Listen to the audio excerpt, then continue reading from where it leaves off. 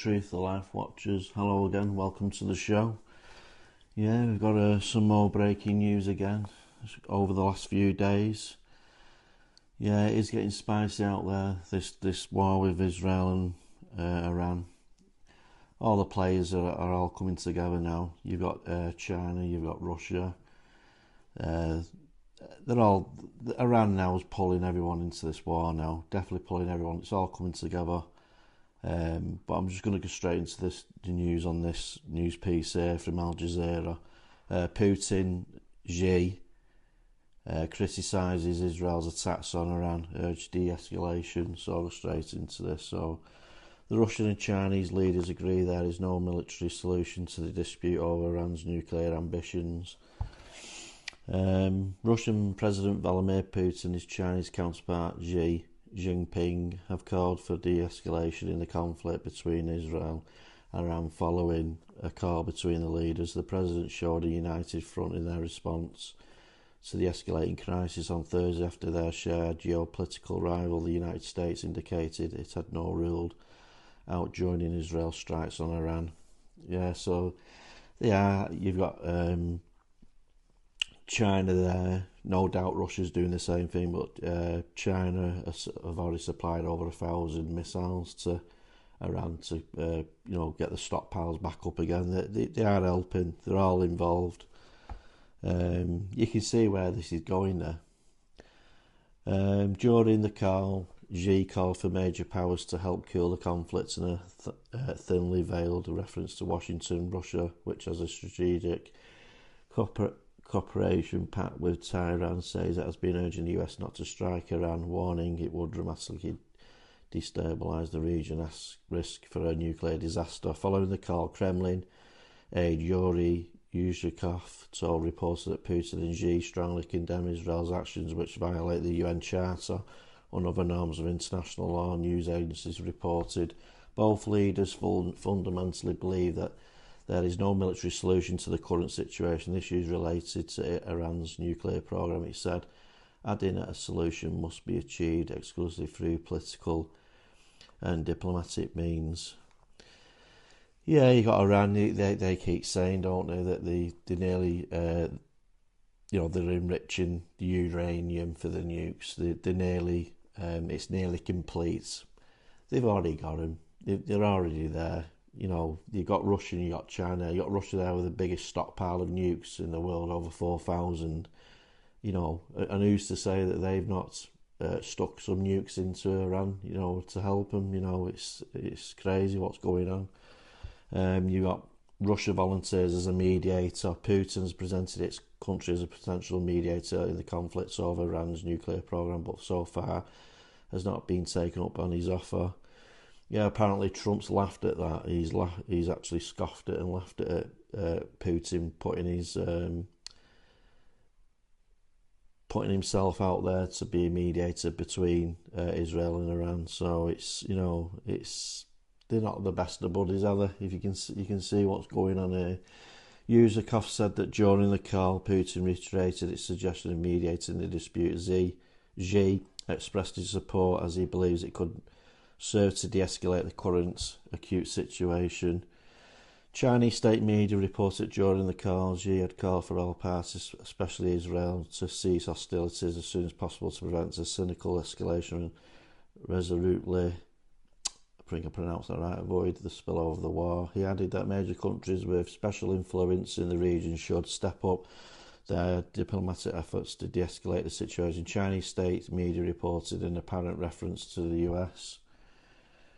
The leaders also remarked on the apparent friction between Western leaders of the recent G7 conference in Canada. Yushkov said they noted the well-known rough edges that emerged in the relations between participants. The Kremlin aide said, according to the Reuters news agency, the G7 had informal club of major industrialised democracies concluded its latest summit on Tuesday without leaders issuing a joint statement in support of Ukraine, as it had in recent years. Trump, having made comments in support of Russia at the summit, left a day earlier than expected, making bellicose statements about Iran on its return that have fueled fears of more direct US involvement in the conflict. Iran-Russia cooperation. Moscow and Tehran signed a long-delayed strategic cooperation agreement in January, reinforcing ties between the allies who share an anti-US stance. Although Russia has not yet provided Iran with weaponry, it has assisted with its continuous nuclear program, which Tehran assists is for peaceful civilian purposes. Speaking on the sidelines of the St. Petersburg International Economic Forum on Thursday, there's that word again, economic forum, Putin said that more than 200 Russians were continuing to work at Iran's Russian-built Bushehr nuclear power plant, that an agreement had been reached with Israel over their safety. Xi, his first public comments on the crisis at a summit in Kazakhstan on Tuesday, saying he was deeply worried about Israel's military operation against Iran. Yuzkov said Xi and Putin had agreed to keep in close contact in the coming days as the crisis unfolds. The leaders plan to next meet in China in late August at the Shanghai Cooperation Organization meeting, the Kremlin aide said. That's it on that piece. So this one here,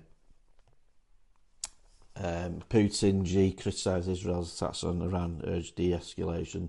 I'll leave the link to that in the description below, so you don't have a good read on it, so it'll be in the description box. My last video that I did, the links that I put in there, I could no longer put them in, so if you're looking for them, they won't be there, because as soon as you read off these news articles, sometimes they take them down and they're updating them, so the news piece is no longer there. So what I did, I put in the nearest one to what I was talking about, so that'll be that's in the last video that I did. So you just basically get in the nearest news, up to date news that there was. That's come in, because as soon as you're reading these, they're changing. Some news articles actually stay there, but I searched and searched and I couldn't find it. So I'm going to go in my journal.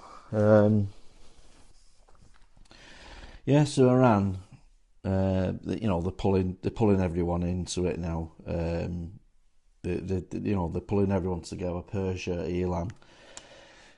Looking at the journal here, you've got the leader of the Ayatollah now of Iran. He wants a meeting with the US.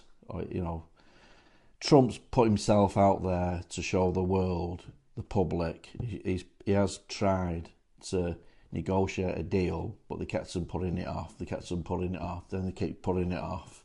So he's done that, I think, Trump, to show people that he has tried. He has tried to put himself out there, but he's now coming out now. The Ayatollah, he's still in hiding. He's saying that he wants to do this meeting, but I think Trump's laughed. He said it's too late for that now. It's definitely too late for that.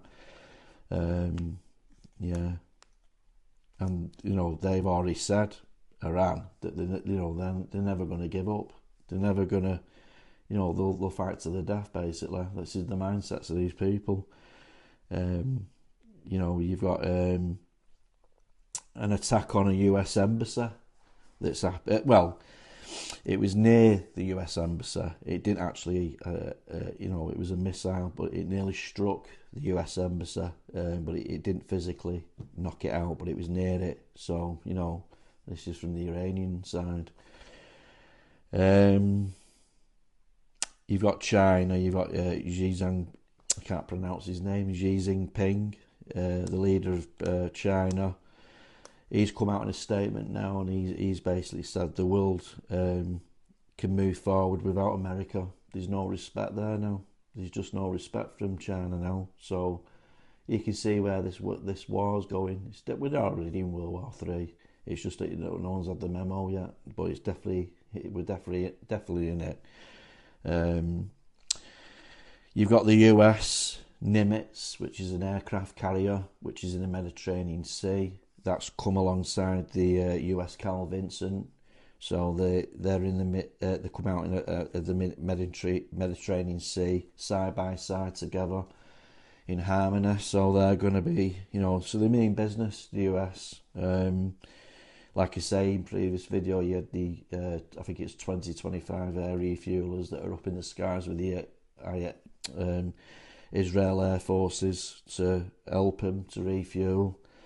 From the sources that I've been looking at, the Golan Heights, which is in Israel, the B-2 Spirit bombers that are from, I think it's, I've said in previous videos, the Diego Garcia little island off the Indian coast, American Air Base. The B-2 Spirit bombers are actually flying above the Golan Heights, so they're there. I know these are nuke capable, so you know it's game on, isn't it? Definitely game on.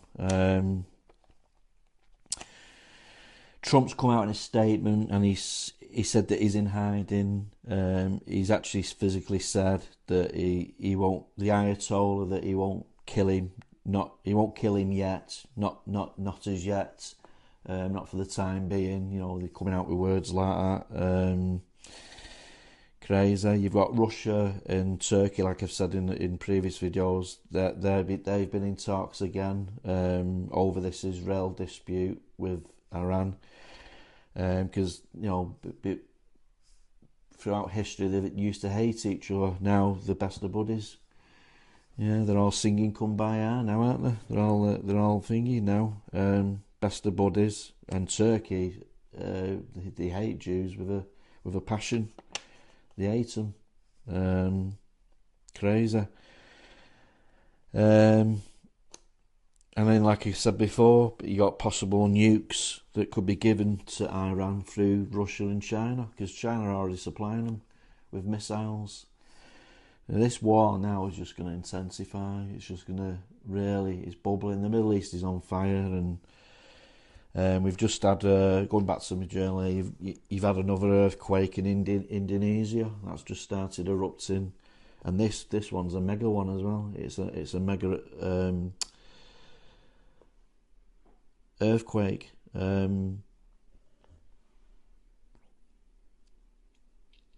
Oh, sorry, no, I got that wrong. That, yeah. So we've had another sign. We've had an earthquake. Not an earthquake. We've had a volcano that's just erupted in Indonesia the other day. It's a mega one. This. So it's, you know, they're the signs from God. So, you know, they're all going off around the world, these volcanoes. They're causing earthquakes. You've had the sunspots. We've had floods, wildfires, unexpected places in diverse places, as it says in the Bible. It says that it'll happen in diverse places. That's you know, God shouting to you that, you know, the end's coming. There's a beginning, there's an end. It's coming to its end. It's, you know, your time's short. You know, do the right thing and get saved. And we've just had a thing in Parliament in Britain. Abortions now have been decriminalised in Britain now. So I think it's, from what I'm understanding, is that abortions now, whereas they used to abort babies from the fetus, I think what they're doing now, they're doing it when it's fully formed inside the womb. I think I'm getting that right, which is, to me, that's wrong. It's wrong. It shouldn't be happening. That's totally wrong. That, I think, that's a personal opinion of mine. You got Israel rated on all 7 fronts now. And like I said before, the Iranian leader, the Ayatollah, saying the uranium enrichment is nearly complete. They keep saying this, but I think they've already got them. I think the nukes are already there. I think they're kidding people. I think it just buys more time, and you don't know whether China and Russia are helping them. And then you've got the mine in the Strait of Hormuz. That's what's coming out from sources. That's what they're saying, that the Strait of Hormuz is that they started to mine it, Iranian forces, and that will stop cargo ships from getting through. I said this in the previous video as well, and that'll stop all, you know, be a knock-on effect in Europe, America, Britain. You know, It'll be knock-on effects on the supply chain, knock-on effects on oil. Your prices are going up on your food, your clothes, your goods, your medicines. It'll all go up. It's already high now, and people are sleepwalking into this and need to start waking up. Yeah, so that's the news from what I'm reading today. But it's not good, is it? It's not good at all. Definitely not good. Yeah, well, that's it today, that. What I'll do, I'll go straight into the Bible. Yeah. Just straight into the Bible. So I'm just going to do a short and sweet verse of this, just to get it across as best as I can. It's about David, and it's about King Saul. So I'll just read. It's just going to be a short one, this. And he sent and brought him. So I've gone from chapter 16, verse 12, reading on through. He sent and brought him, and now he was ruddy and withal of beautiful countenance and goodly to look. And the Lord said, Arise, anoint him, for this is he. Then Samuel took the horn of oil, anointed him in the midst of his brethren, and the Spirit of the Lord came upon David, and that day forward. So Samuel rose up and went to Ramah. But the Spirit of the Lord departed from Saul, and an evil spirit from the Lord troubled him. And Saul's servants said unto him, Behold, now an evil spirit from God troubled thee. Let our Lord now command thee, servants which are before thee, to seek out a man who is cunning player on a harp, and it shall come to pass when the evil spirit from God is upon thee, that he shall play with his hand, and thou shalt be well. And Saul said unto his servants, Provide me now a man that can play well, and bring him to me. Then answered one of the servants and said, Behold, I have seen a son of Jess the Bethelite, that is cunning in playing, and mighty valiant man, and a man of war, and prudent in matters, and a comely person, and the Lord is with him. Wherefore Saul sent messengers unto Jess, and said, Send me David thy son, which is with the sheep. Then Jess took an ass laden with bread and a bottle of wine with a kid, sent them by David his son into Saul. And David came to Saul and stood before him, and he loved him greatly, and he became his armour bearer. And Saul sent to Jess, saying, Let David, I pray thee, stand before me, for he hath found favour in my sight. And it came to pass, when the evil spirit from God was upon Saul, that David took a harp and played with his hands. So Saul was refreshed and was well, and the evil spirit departed from him. Now the Philistines gathered together their armies to battle, and were gathered together,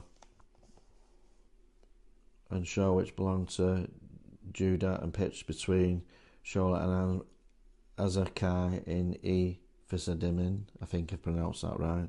And Saul and the men of Israel were gathered together and pitched by the valley of Eli, and sent the battle in array against the Philistines.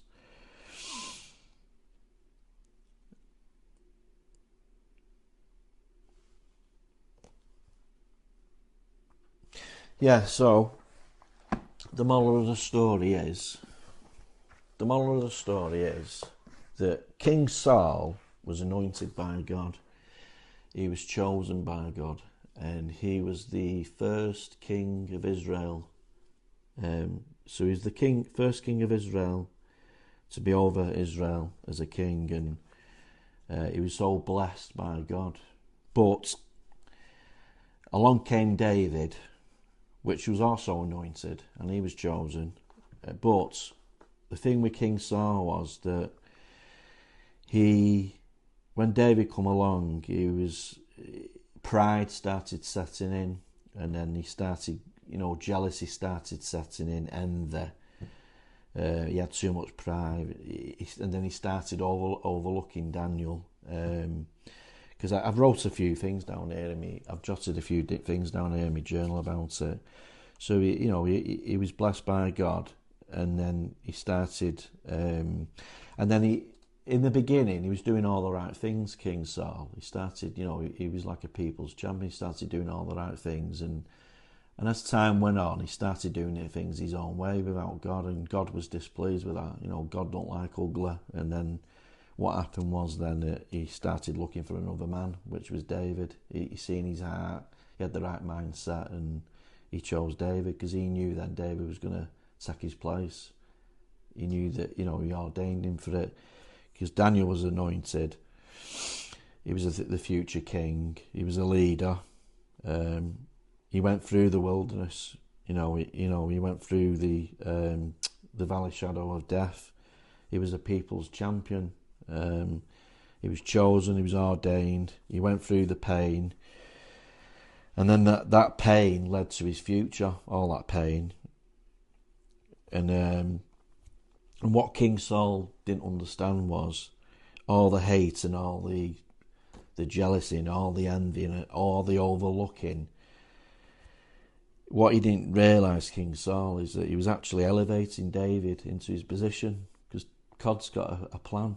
It's just mysterious. It's just mysterious, isn't it? It's just it's fascinating, isn't it, how it works. It's just, he started elevating him and he was training him, even though he must have thought what he was doing, he was going to put him to his demise, but really it wasn't. It was just training him. He didn't realise he had God on his side. Yeah, King Saul had God on his side, but because he started doing things the wrong way, that's when, you start making stupid mistakes and doing your sin, getting into your sin and whatever. It won't go your way, and that's why David then was, he went through the mill, he went through everything, and Daniel was asking God, he was saying, why me? Why is this happening to me? And he was in hiding, and King Saul's son, Jonathan, loved Daniel, and he pleaded with his dad. He said, look, he's good, Daniel, he's just like you, probably reminiscing back in the days when Saul was doing his thing, and he was full of rage, full of jealousy. He couldn't control it, and that's what I'm seeing. The sin set in, and Jonathan looked after Daniel. He knew where to hide him, and he knew where to put him, and Daniel had God with him all the time. He prayed to God every day, probably prayed 3 times a day, and and Saul just wanted to destroy him. And what Saul did was really bad. What he did, he put him in. He started before, when he was in hiding. He started putting him in battles where the odds were against Daniel, hoping that he'd get killed, and then he wouldn't have to deal with him anymore. But he didn't realise God was with him. But Daniel knew that he was trying to kill him. He must have thought in his head, these battles you're putting me in, he's trying to kill me here, and he's probably saying to God, what's going on here? And he clicked in his head, and he thought, what's going on here? And in the end, that's when he ended up going in hiding. And and what the people were all for Daniel. They weren't for King Saul anymore, and he hated it. It fueled the rage. It's just petrol was being thrown on the fire even more in his rage, and he couldn't control it. And his own son tried to plead with him, and because King Saul in the start, he was doing everything right by God. Then he started doing his own thing, and like God, what God says is what was given to you can be taken away. So he can give it to you, and he can just take it away like that. And like I say, he wanted him dead, but he didn't realise God was with him. And I'm just looking in my journal what I've jotted down to get give a better insight on the story. And yeah, so King Saul, he wanted to harm David. David shown him full mercy, shown him forgiveness, and it wasn't good enough for King Saul. And as the story goes, Saul fell on, it's what it goes is he fell on his own sword, because David, he spared his life. But it's a sad state of affairs, because Saul, he had everything in life because he was blessed, and then he started going the other way, which God don't like ugly. He was blessed by God, but he wanted more. he wanted to take Daniel's. He wanted to take David's as well. And you can't do that. It's just, he was full of rage and envy and jealousy, and in the end, King David was moved into position. And the lesson that we get from him, the one lesson we get from King Saul is pride, jealousy leads to destruction. So that's what happens in the end. And it's a sad story, that, but I do like the story. But just going back on this David and King Saul story, just to let you know, if I've said Daniel, I've got it wrong. It's David. I always get mixed up with these two, David and Daniel. So it's David. If I've said Daniel, it's David. Yeah, King David and King Saul.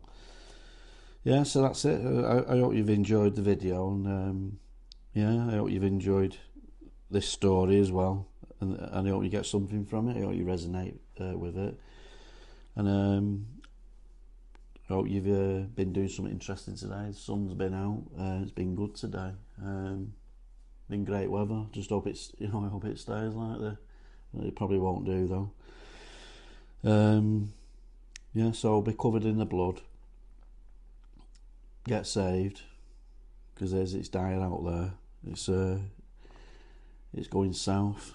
Yeah, it's the only way out of Dodge is get saved. Ask for forgiveness, repentance.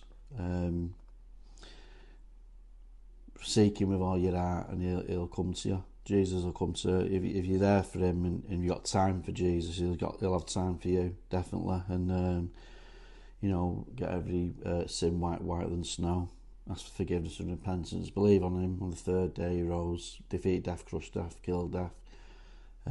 Sinless God, glorified body, shot up. Yeah, so get saved, and I'll see you again in another video.